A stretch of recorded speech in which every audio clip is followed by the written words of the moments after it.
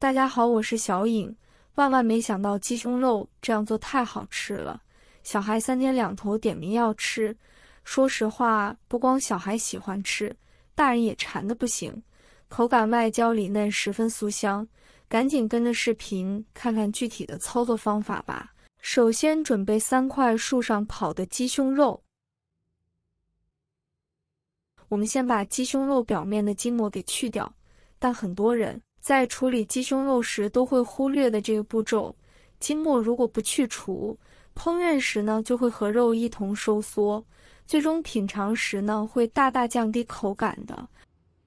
然后再顺着纹路切成2块，有的朋友这时候就直接切了，其实是不对的，一定要先看一下纹路，最好是逆着纹路切，这样做出来吃着不塞牙，口感更细嫩一些。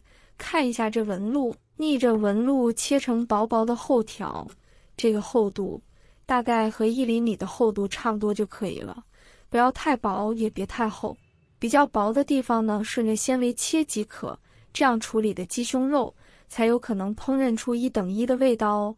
如果切得太细的话，炸出来太小不好吃。切好的鸡胸肉，将它装入碗中，放入1勺的食盐和多一些的白醋，接着用手慢慢的抓拌，这个目的主要是去除鸡胸肉里边残留的一些血、水和腥气味，抓拌至表面起粘。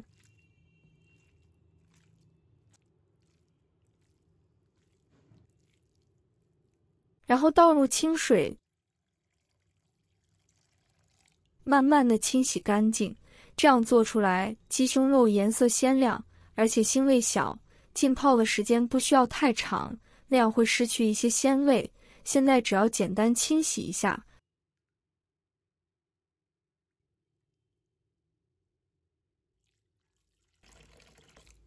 把它多洗几遍，然后就可以控水捞出，放入一个漏勺里边。跟着我们用手掌压一压，把多余的水分挤压出去。不过不要2手握拳，使劲抓住水分，那样鸡胸肉不成形，在腌制的时候也能够很好的入味。接下来把处理好的鸡胸肉放入大碗中，接着来调底味，加入1勺盐，2勺的奥尔良腌料，小半勺的胡椒粉去腥提味，少许的白糖综合味道提鲜，少许的香油增加香味，1勺生抽提味提鲜。像我一样，左手戴上手套，下手将其搅拌均匀，充分的抓拌大概1-2分钟，这样可以使鸡胸肉更好的入味，后期呢也会更加的美味。抓拌成这样的程度，现在先放一边备用。现在我们准备一把清洗干净的小葱，我们把葱白部分切掉，留着炒菜用。把葱叶切成3段，然后呢放入碗中，往里边加入刚烧开的热水烫一烫，用筷子搅拌几下，烫40秒钟左右。这样做一来可以保证后期小葱在制作的过程中不易变色，一来翠绿有光泽，二来呢可以去掉小葱的一部分水汽，减少后期出水率。40秒钟后，把葱叶烫软后控水捞出来，放入凉水中过凉，凉透后捞出挤干水分。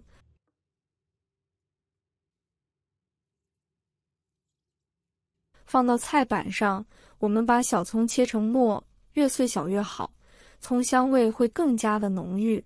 如果感觉偏粗的，再用刀慢慢的切碎，切记不要剁碎。如果剁会导致葱很黏很碎，而且水分大，像这样切碎就可以了。这样葱香味浓郁，而且出水还少。然后放入鸡胸肉中，用筷子慢慢的翻拌均匀。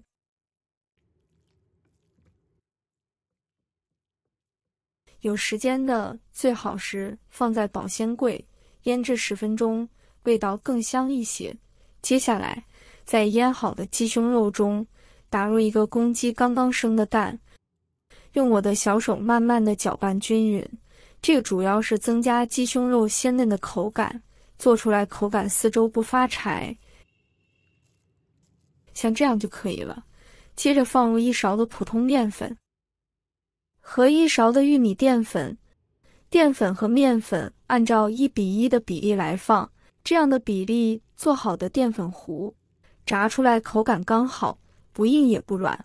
这2样大概是50克。接着再用手慢慢的抓拌均匀，这个粉的量根据鸡胸肉的多少来定。如果感觉偏干的，可以加入少许的清水；如果偏稀的，可以放入少许的淀粉。这个粉浆的量不需要太多，但是也别太少。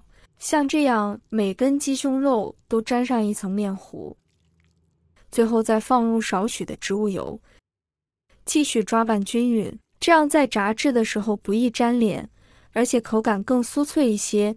再次抓拌均匀，像这样的效果就可以了。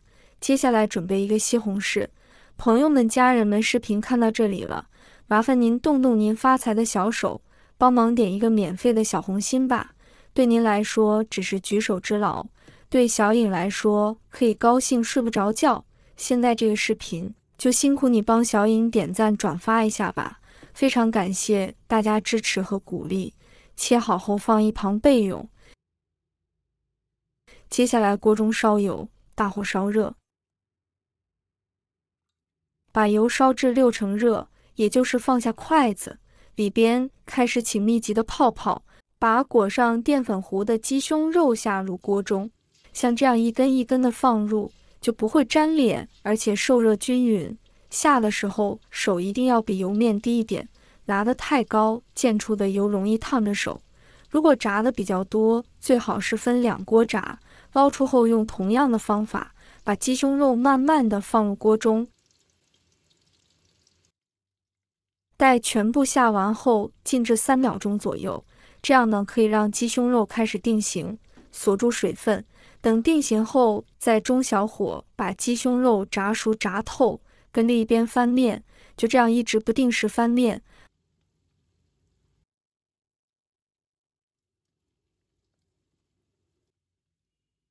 把鸡胸肉炸熟，炸至微黄，然后捞出来，先放一边。鸡胸肉炸好后要复炸一次，这样的鸡胸肉吃起来才酥脆。先把油温升高的时，然后把鸡胸肉下入锅中复炸。这时翻面一定要快，因为油温很高，很容易被炸糊。但是快的同时呢，也要做好防护工作，保护好自己。就炸至外边金黄，捞出来控干油，这时会发出酥脆的声响，光听着就香香脆脆的感觉。然后装盘就可以享用了。哇，这看着就很有食欲。当然，也可以放入一些自己喜欢吃的蘸料，味道更好一些。葱香浓郁、外酥里嫩的炸鸡柳就做好了，下酒又下饭。如果大家也喜欢，就收藏起来试一下吧。喜欢我的视频，记得点赞、关注、留言哦。